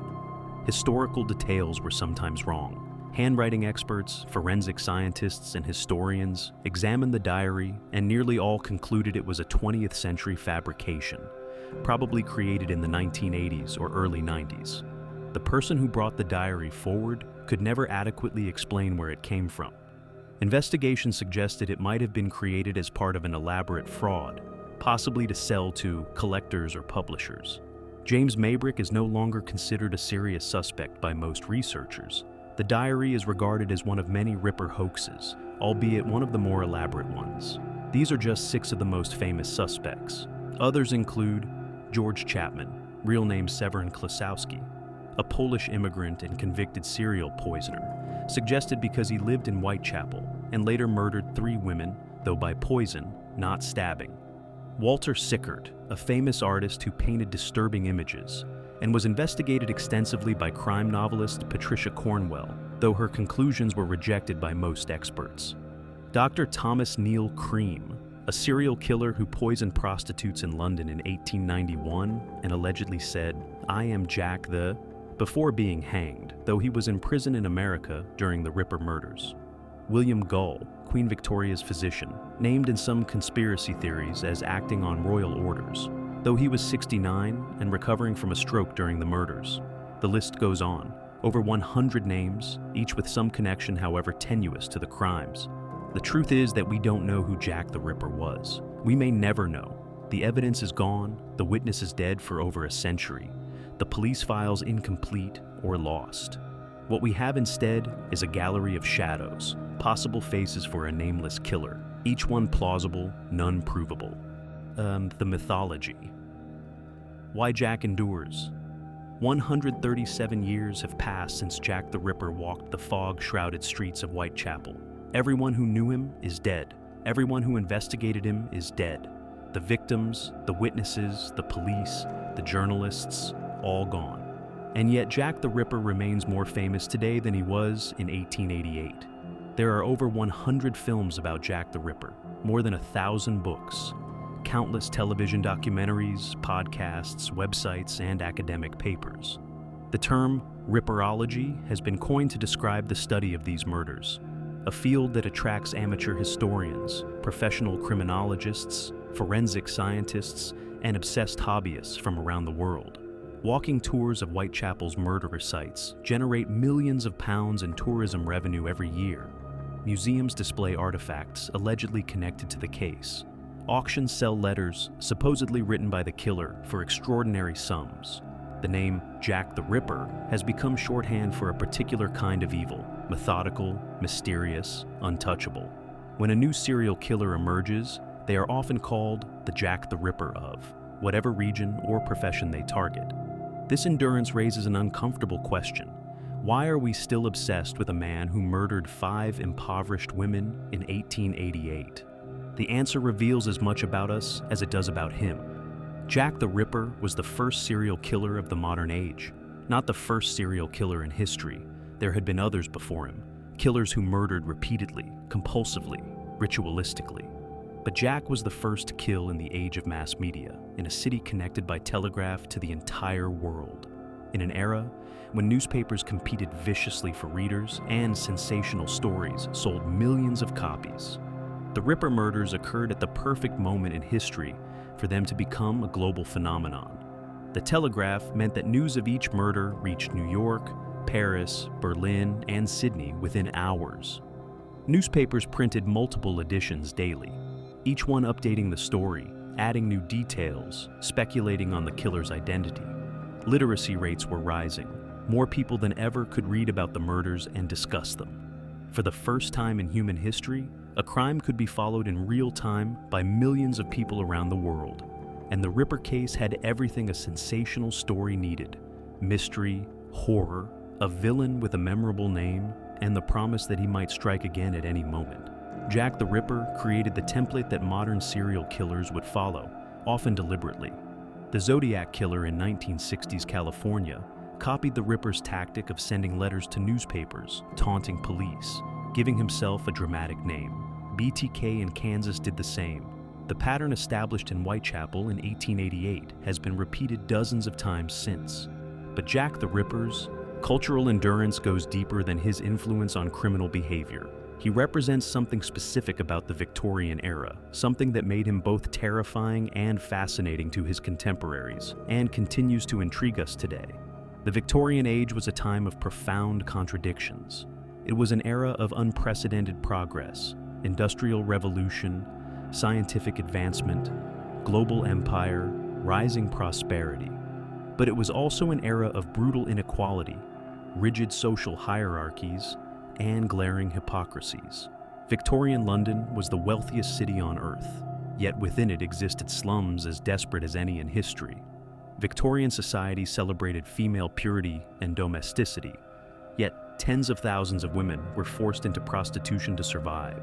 Victorian medicine was advancing rapidly, yet diseases of poverty, cholera, typhoid, tuberculosis, killed thousands every year in the East End, while the West End remained largely untouched. Jack the Ripper emerged from this contradiction. He was a product of Victorian society, shaped by its inequalities, enabled by its indifference to the poor, protected by its failures of policing and social welfare. Yet he also threatened Victorian society, striking at its assumptions about progress, civilization, and control. The Victorians believed they were civilized. They believed their empire, their industry, their science proved humanity's advancement. Then a man with a knife began murdering women in the heart of their greatest city, and all their progress meant nothing. The police, with all their organization and resources, could not catch him. The doctors, with all their expertise, could not profile him accurately. The press, for all its investigation, could not identify him. Jack the Ripper revealed the darkness beneath Victorian civilization. He showed that murder could happen a mile from Buckingham Palace, that women could be butchered while constables walked nearby, that a killer could operate openly and vanish completely. For the Victorians, this was deeply disturbing. It suggested that civilization was thinner than they believed, that chaos lurked just beneath the surface, that progress had not eliminated evil. It had only given it new tools and new hunting grounds. This is why the Ripper case captured the Victorian imagination so completely. It wasn't just about the murders themselves. It was about what those murders revealed, the failures of society, the vulnerability of the poor, the limitations of authority, the persistence of savage violence in an age that prided itself on refinement. Every generation since has projected its own anxieties onto Jack the Ripper. In the 1880s and 90s, he was seen as a symbol of foreign corruption, possibly an immigrant, possibly a Jew, bringing violence from elsewhere to contaminate England. This reflected Victorian xenophobia and the fear of immigration that accompanied globalization. In the early 20th century, as Freudian psychology gained influence, Jack the Ripper became a case study in sexual pathology, a man driven by twisted desires, targeting women because of some deep psychological wound. This reflected growing interest in the unconscious mind and the roots of deviant behavior. In the 1960s and 70s, during an era of anti-establishment sentiment, Jack the Ripper became a victim of conspiracy, possibly framed or protected by powerful forces, possibly a royal or aristocrat whose crimes were covered up by the establishment. This reflected distrust of authority and belief that elites operated by different rules. In the late 20th and early 21st centuries, as DNA technology revolutionized forensics, Jack the Ripper became a puzzle that could finally be solved through science. Multiple investigators claimed DNA evidence had identified him. This reflected faith in technology and belief that modern tools could answer historical questions. In our current era, Jack the Ripper is increasingly viewed through the lens of class and gender. The victims are centered, their names, their stories, their humanity. The focus shifts from the killer's identity to why society failed to protect them, why their murders were treated as less important than crimes against wealthier women, why poverty and gender made them vulnerable. This reflects contemporary concerns about inequality, violence against women, and systemic failure to protect the most vulnerable members of society. Jack the Ripper, in other words, is a mirror. Each generation sees in him the fears and failings of their own time. The facts of the case remain the same, but the interpretation shifts with the cultural moment. This explains his endurance. He is not just a historical figure. He is a symbol that can be endlessly reinterpreted, a mystery that can accommodate any theory, a blank space onto which we project whatever darkness concerns us most.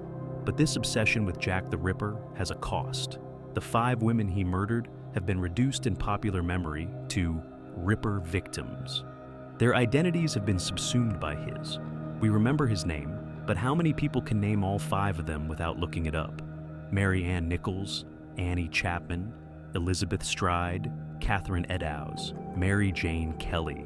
They were real people. They had families, childhoods, hopes, disappointments. They survived poverty and addiction and disease for years before they encountered Jack the Ripper. Their lives were hard, but they were lives nonetheless, full of small moments of joy and connection and humanity. Mary Ann Nichols had 5 children. She was separated from them, and that separation tormented her. In the last months of her life, she tried repeatedly to find work that would allow her to support herself and perhaps reconnect with her family. She failed, but she tried. That effort matters. That hope matters. Annie Chapman was chronically ill with tuberculosis, in constant pain, dying slowly even before she was murdered. But she maintained friendships in Whitechapel. People liked her. She was kind even in desperate circumstances. That kindness matters. Elizabeth Stride had emigrated from Sweden, crossed continents in search of a better life. She learned a new language, adapted to a new culture, survived the death of her husband. She was resilient in ways that never made headlines. That resilience matters. Catherine Eddowes had lived with John Kelly for 7 years in a stable, loving relationship despite poverty and her alcoholism. Kelly mourned her genuinely. Their relationship, however unconventional by Victorian standards, was real. That love matters. Mary Jane Kelly was 25 years old. She sang songs in public houses. She had friends who cared about her. Joseph Barnett tried to help her, however imperfectly. She was young enough to hope for something better, even when circumstances made hope irrational. That hope matters. These women's lives mattered before they encountered Jack the Ripper. Their stories are not just footnotes to his. In recent years, there has been a growing movement to reclaim the narrative of the Ripper case, to center the victims rather than the killer, to tell their stories as more than just a list of murder victims, to acknowledge that the real tragedy of Whitechapel in 1888 was not that a killer went uncaught, but that 5 women were so unprotected by society that they could be murdered and mutilated with impunity. Memorials have been erected. Books focusing on the victims' lives have been published. Walking tours now emphasize their humanity rather than the sensationalism of their deaths. This shift in perspective is important. It acknowledges what Victorian society failed to acknowledge, that these women's lives had value, that their deaths were not inevitable, that a society that allowed such profound poverty and vulnerability was complicit in what happened to them. Jack the Ripper did not kill in a vacuum. He killed in a society that had already marked these women as disposable. Victorian London had decided, through its economic system and social structures, that some lives mattered less than others. Jack the Ripper simply acted on that decision with a knife. The real horror of the Ripper case is not the mystery of his identity.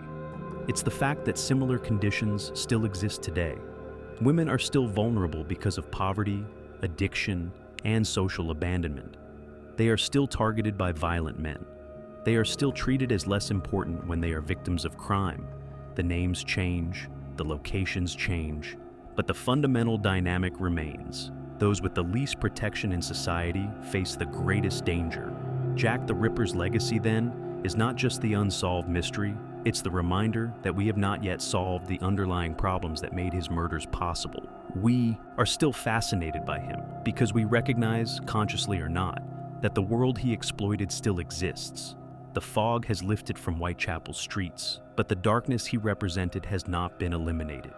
Every unsolved murder, every missing person whose case receives no media attention because they were poor or addicted or marginalized, every woman whose death is treated as less important than others, these are Jack the Ripper's true legacy. He endures because we have not yet made him impossible. Modern investigations, science versus shadow. For more than a century, Jack the Ripper remained untouchable, a ghost from the Victorian era, protected by time, lost evidence, and the limitations of 19th century police work. But in recent decades, modern technology has promised to do what Scotland Yard could not: identify the killer definitively, close the case, and finally bring resolution to the world's most famous unsolved murders. DNA analysis, geographical profiling, computerized handwriting analysis, artificial intelligence. Each new technological advancement has been applied to the Ripper case, and each has produced claims of breakthrough discoveries. None have produced consensus. The most publicized modern investigation involved DNA analysis of a shawl allegedly taken from Catherine Eddowes' crime scene in 1888. In 2014, businessman Russell Edwards published a book claiming this shawl provided definitive proof of Jack the Ripper's identity. Edwards had purchased the shawl from an auction. Its provenance was uncertain. There was no documentation proving it had come from the Eddowes crime scene, and it had passed through multiple owners over 126 years. But Edwards believed it was genuine, and he hired Dr. Jari Louhelainen, a molecular biologist, to extract and analyze DNA from the fabric. The process was painstaking. The shawl was badly degraded, contaminated by decades of handling, storage, and display. But Louhelainen claimed to have found traces of DNA from two sources, one matching the maternal line of Catherine Eddowes, the other matching the maternal line of Aaron Kosminski, the Polish immigrant suspect who had been named in police notes. The announcement made international headlines. After 126 years, Jack the Ripper had been identified. The case was solved. For approximately 48 hours, the world believed the mystery was over. Then forensic experts began examining the methodology and the case collapsed. The problems were numerous and fundamental. First, the shawl's provenance could not be verified. No police reports mentioned a shawl at the Eddowes crime scene. No evidence documentation included it. The chain of custody was completely broken. The shawl had been publicly displayed, handled by unknown numbers of people, stored in uncontrolled conditions for over a century. Any DNA on it could have come from anyone at any point in its history. Second, the DNA analysis used mitochondrial DNA, which is inherited maternally and does not change for many generations. This means that millions of people can share the same mitochondrial DNA profile. Finding mitochondrial DNA that matches Catherine Eddowes' maternal line proves only that someone in that enormous family tree touched the shawl at some point. Not that Catherine herself did, and certainly not when or how. The same applies to the Kosminski DNA. Even if the profile was accurate, it would match. Thousands of people descended from the same maternal ancestors. Third, and most damaging, subsequent peer review found errors in the genetic sequencing. Dr. Louhelainen had used an incorrect reference sequence in his comparison, which threw all his results into question. When the errors were corrected, the DNA no longer matched as claimed. The scientific community rejected the findings. The shawl evidence was dismissed as unreliable, and Aaron Kosminski remained a possible suspect, but not a proven one. The case demonstrated both the promise and the limitations of applying modern forensics to historical crimes. DNA can be extraordinarily powerful when evidence is properly collected, documented, and preserved. But the Ripper case lacks all these elements. The crime scenes were contaminated immediately by crowds of onlookers, police officers, and medical personnel. Evidence was stored improperly or not at all. Items that might contain DNA have been handled by thousands of people over 13 decades. Even if pristine DNA were found today on a Victorian-era artifact, proving when and how it got there would be nearly impossible. Other modern techniques have been applied to the Ripper case with varying results. Geographical profiling, developed by Professor Kim Rossmo in the late 20th century, uses mathematics to analyze crime locations and predict where an offender likely lives. The theory is that criminals operate in areas they know, creating a pattern that reveals their anchor point, usually their home. In 2002, Rossmo applied his technique to the Jack the Ripper murders. He mapped the 5 canonical murder sites in Whitechapel and generated a probability surface showing where the killer most likely lived. The results pointed to a small area of Whitechapel, roughly where several suspects, including Aaron Kosminski, were known to have lived. The analysis was interesting, but limited. Geographical profiling works best with large numbers of crimes, dozens or hundreds, not 5. It also assumes all the crimes were committed by the same person, which has been debated in the Ripper case. Some researchers believe Elizabeth Stride was killed by someone else, her murder unrelated to the others. If so, including her murder location in the analysis distorts the results. Moreover, geographical profiling produces probabilities, not certainties. Saying a killer probably lived in a particular area doesn't identify him when that area contained thousands of men fitting the general profile. Handwriting analysis has also been applied extensively to the Ripper letters. Forensic document examiners have studied the Dear Boss letter, the Saucy Jackie postcard, and the From Hell letter, comparing them to each other and to writing samples from various suspects. The results are inconclusive. Most experts believe the Dear Boss letter and Saucy Jackie postcard were written by the same person, given consistent handwriting characteristics. But whether that person was Jack the Ripper remains unknown.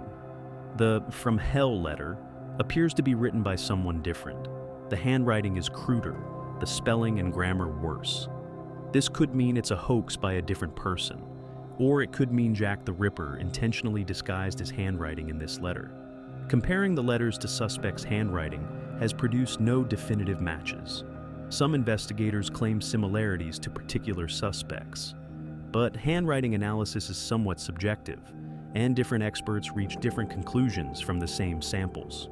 In 2006, crime novelist Patricia Cornwell spent over $6 million investigating Walter Sickert, a Victorian-era artist, as Jack the Ripper. She purchased 32 of his paintings and destroyed one to test it for DNA. She hired forensic experts to analyze paper, ink, and watermarks from Ripper letters and Sickert's correspondence. Cornwell claimed to have found matches, watermarks on paper used by Sickert, that matched watermarks on paper used for some of the Ripper letters. She argued this proved Sickert wrote the letters and was therefore the killer. The academic community rejected her conclusions. Watermarks prove only that paper came from the same manufacturer, not that it was used by the same person. The paper in question was common in Victorian London, available at any stationer's shop. Thousands of people could have used it. Moreover, Sickert had documented alibis for several of the murders. He was a successful artist with a public life, his movements recorded in letters, newspapers, and contemporary accounts. There is no evidence he was ever in Whitechapel during the murders. Cornwell's investigation, while exhaustive and expensive, failed to convince Ripper scholars. Walter Sickert remains a fringe suspect at best. More recently, artificial intelligence has been applied to the Ripper case. In 2019, researchers used machine learning to analyze witness descriptions of suspects seen near murder sites. They fed the AI system every available description: height, build, age, facial features, clothing, and asked it to generate a composite. The result was a generic white male, approximately 25 to 35 years old, average height, average build, unremarkable features. In other words, a man who could be anyone. The AI analysis inadvertently proved why Jack the Ripper was never caught. He looked ordinary. He dressed like thousands of other men in Whitechapel. There was nothing about his appearance that would have made him memorable or suspicious. This ordinariness was his greatest advantage. Victorian police were looking for a monster. someone whose evil would be visible on their face. Instead, the killer was probably the man you passed on the street without a second glance. The customer in the shop, the neighbor in the lodging house, invisible through normalcy. All these modern investigations share a fundamental problem. The evidence base is too compromised, too incomplete, and too old to support the kind of definitive conclusions modern forensics can provide in contemporary cases. No crime scene photos exist except for Mary Jane Kelly. No fingerprints were taken, though the technology existed. No blood samples were preserved for DNA testing. No soil samples, no fiber evidence, no hair analysis. The weapons were never found. Most of the physical evidence was lost, destroyed, or contaminated beyond usefulness decades ago. The witness statements are contradictory and vague. People saw different men at different times near different victims. Some descriptions match, some don't. It's unclear whether witnesses saw the killer, saw innocent bystanders, or conflated multiple sightings into single memories. The police investigation files are incomplete. Some documents have been lost, others were destroyed in World War II bombing raids. Some remain sealed by government order, though this is likely due to bureaucratic procedures rather than conspiracy. When sealed files have been opened, they've contained nothing revelatory, just routine police paperwork, duplicates of documents already public, or materials completely unrelated to the Ripper case. The letters attributed to Jack the Ripper are almost certainly hoaxes, with the possible exception of the "From Hell" letter with the kidney. But even if one or more were genuine, they provide no useful identifying information. The handwriting, the postmarks, the content, none of it leads to a specific individual. Modern science has taught us a great deal about Jack the Ripper. Forensic psychiatry has provided profiles of his likely psychology: organized, controlled, escalating in violence, possibly suffering from a paraphilia involving mutilation. Geographical analysis has narrowed where he likely lived. Medical expertise has clarified what skills he did and didn't possess. But science cannot overcome the fundamental obstacle. Too much time has passed, and too much evidence is gone. Every few years, someone announces a breakthrough. A new suspect is named. New evidence is presented. New technology is applied. The media reports that Jack the Ripper has finally been identified. Books are published, documentaries are made, and then, inevitably, other experts examine the claims, find the flaws, and the case remains unsolved. This cycle has repeated so many times that serious Ripper scholars have become deeply skeptical of breakthrough announcements. The standard of proof required to convince experts now is extraordinarily high, far higher than what would be needed for a contemporary case, precisely because so many false solutions have been proposed over the decades. The uncomfortable truth is that we will almost certainly never know who Jack the Ripper was, not with the certainty required by modern standards of evidence, not beyond reasonable doubt. Science can narrow the possibilities. It can eliminate some suspects. It can illuminate aspects of the crimes that were invisible to Victorian investigators. But it cannot recover lost evidence or overcome the limitations of contaminated, century-old materials. Jack the Ripper remains in the shadows because the shadows are all we have left. The truth in the fog. So, if we can never truly know who Jack the Ripper was, if his identity is lost forever in the fog of Victorian London, what can we know? What truth remains in this case that has obsessed the world for 137 years? The answer is simpler and more important than any individual name. We know what happened. We know when and where and how. We know who the victims were. We know how the police responded. We know how society reacted. And perhaps most significantly, we know why it all occurred the way it did. Jack the Ripper was able to kill 5 women, mutilate their bodies, and vanish without trace, not because he was a criminal genius, but because the society he lived in made it easy. Victorian Whitechapel was the perfect hunting ground. It was overcrowded, creating anonymity in numbers. It was desperately poor, creating a population of vulnerable women forced onto the streets. It was under-policed, with constables walking beats alone, armed only with truncheons and whistles. It was poorly lit, with gas lamps creating pools of light surrounded by absolute darkness. It was poorly designed, a maze of narrow courts and alleyways where someone could disappear in seconds. Most importantly, it was a society that had already decided the victims didn't matter. When Mary Ann Nichols was found with her throat cut and her abdomen mutilated, the police initially treated it as just another Whitechapel murder, tragic but routine. The newspapers gave it brief coverage. No massive investigation was launched. No rewards were offered. No special measures were taken. Why? Because Polly Nichols was an unfortunate, a prostitute, an alcoholic. In Victorian England's moral calculus, her life had less value than the lives of respectable women. Her death was seen as an inevitable consequence of her choices, not a crime demanding urgent action. It was only after the second murder, when a pattern emerged and the press began sensationalizing the case, that the authorities responded with full resources. By then, Jack the Ripper had already learned he could kill with impunity. This societal indifference to the victims is the true horror of the Ripper case. Jack the Ripper was evil, certainly, but he was enabled by a society that had already abandoned the women he killed. If Mary Ann Nichols had been the daughter of a wealthy family, murdered in her bedroom in Belgravia, the response would have been immediate and overwhelming. Every detective in London would have been assigned. Rewards would have been enormous. The investigation would have continued for years. But because she was poor, because she sold her body to survive, because she died in Whitechapel rather than the West End, her murder was initially dismissed as unimportant. This is what the Jack the Ripper case reveals about Victorian society. Its spectacular failure to protect the most vulnerable, its willingness to tolerate extreme poverty existing alongside extreme wealth, its treatment of women, particularly poor women, as disposable. The Metropolitan Police were overwhelmed not because they were incompetent, but because they were under-resourced and operating in impossible conditions. Forensic science barely existed. There were no radios, no cars, no fingerprint databases, no DNA analysis, no computerized records. Detectives worked with witness statements, physical evidence they barely knew how to preserve, and intuition. The fog and darkness that helped Jack the Ripper escape were not supernatural. They were literal, the product of London's industrial pollution, the burning of coal in thousands of fireplaces and factories, creating smog so thick it reduced visibility to a few feet. The same industrial progress that made London wealthy also made it a perfect hunting ground for a killer. The victims were vulnerable not because of personal failings, but because Victorian society provided no support system for women in poverty.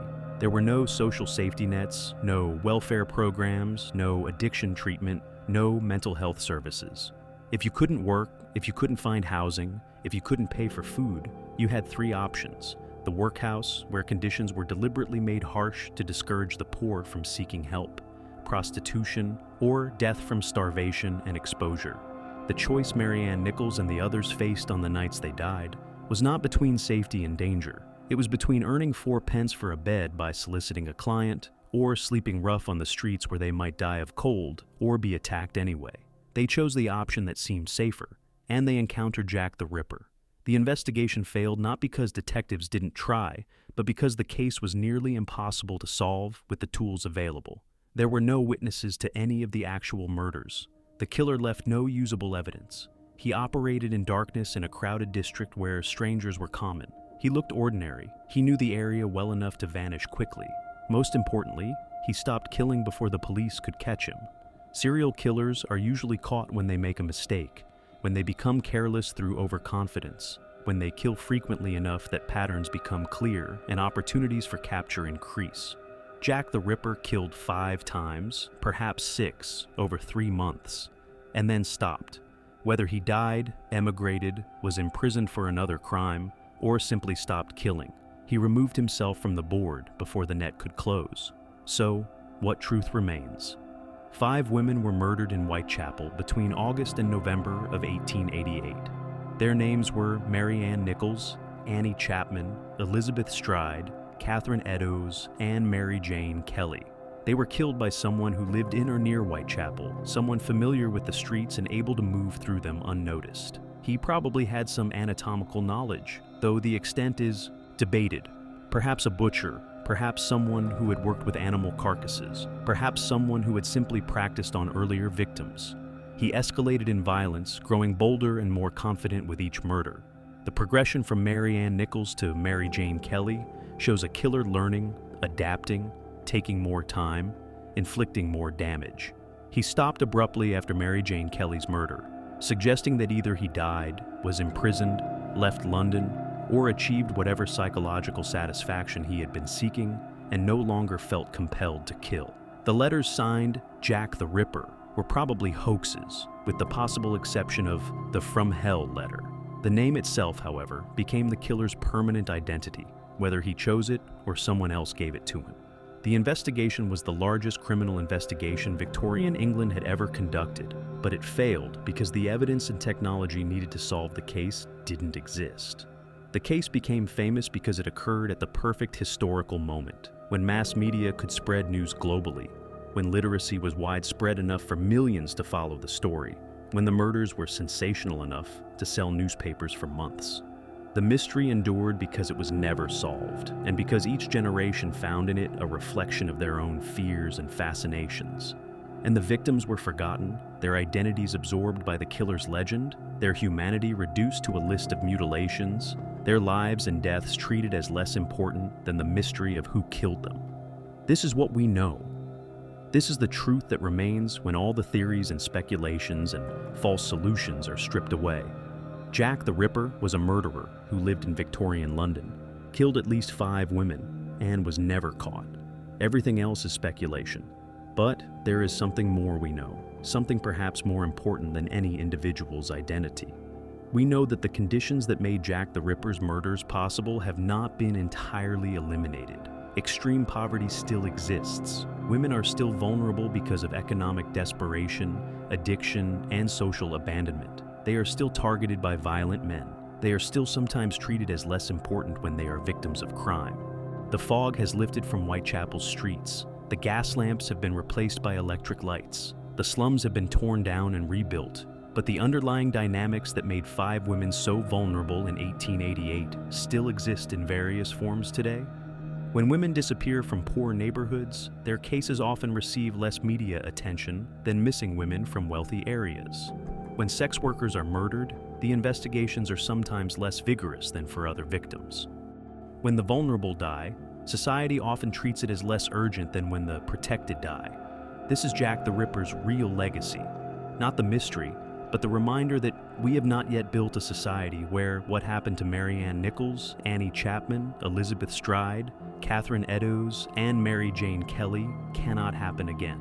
Every unsolved murder of a vulnerable person, every case that goes cold because resources were inadequate or attention was insufficient, every victim whose death is treated as less important because of who they were or how they lived, these echo the failures of Victorian London.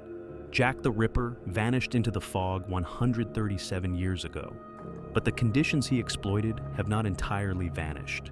Perhaps that is why we cannot let the case go. Perhaps we keep returning to it, generation after generation, not just because we want to solve the mystery of his identity, but because we recognize, on some level, that we have not yet solved the deeper mystery. How to build a society that protects everyone, where no one is vulnerable enough to be hunted, where no life is considered disposable. Until we solve that mystery, Jack the Ripper will remain in our cultural memory, not just as a killer from the past, but as a reminder of unfinished work in the present. The fog that concealed him may never fully lift. But perhaps understanding why he was able to kill, how society enabled him, and what his victims' deaths reveal about the world they lived in, perhaps that understanding matters more than a name. We remember the killer because the mystery fascinates us. But we should remember the victims because their lives and deaths teach us something essential about justice, compassion, and the value of every human life. Marianne Nichols, Annie Chapman, Elizabeth Stride, Catherine Eddowes, Mary Jane Kelly. These are the names that should endure. Jack the Ripper vanished into the fog of Victorian London 137 years ago, leaving behind 5 murdered women and a mystery that may never be solved, but their stories, and the world that failed to protect them, deserve to be remembered. If this deep dive into history's most infamous unsolved case kept you company through the night, subscribe to The Deep Unknown for more true stories that uncover the darkness of the past.